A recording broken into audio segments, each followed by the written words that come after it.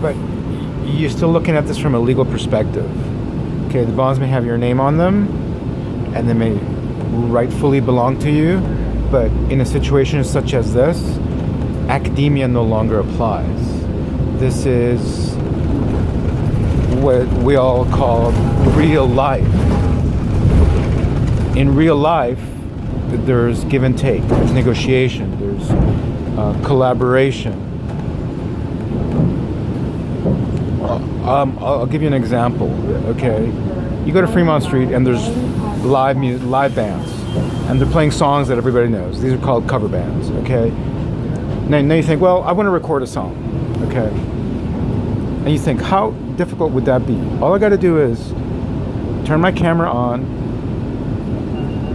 wait till the end of the song, press the record button, and sit tight for 3 to 5 minutes. Shut it off. I got a song on tape. Right? Well, it's not quite that simple. Okay? Not quite. So it's the same thing applies here. Say I put them up in storage with a friend.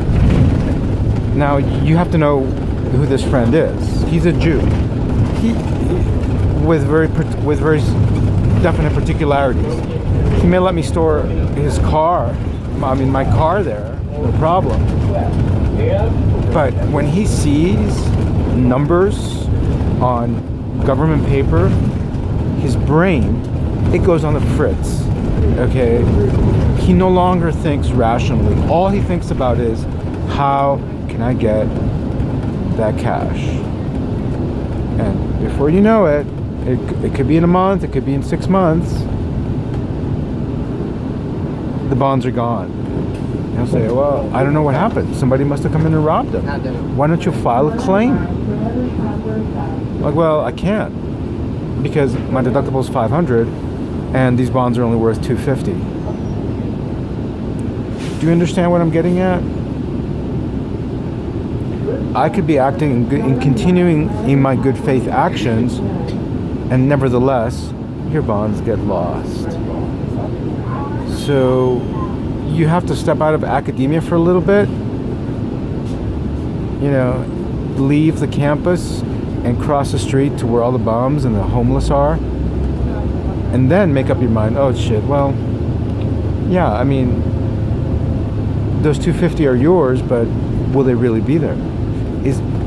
Are you assured? Is it guaranteed?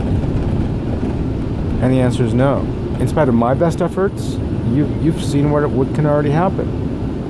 These bonds could get lost. So your remedy is to get them, cash them, and be content with the amount that you obtained. That's finance. That's not law anymore. That's strictly finance. Finance, you cut your losses and you take the profit, or you take the money back. And speaking of finances, I was going to offer you a really good trade where you could put up $75 and get back $125. So you incur almost no loss. So you incur almost no payout in this whole situation, and we all come out ahead.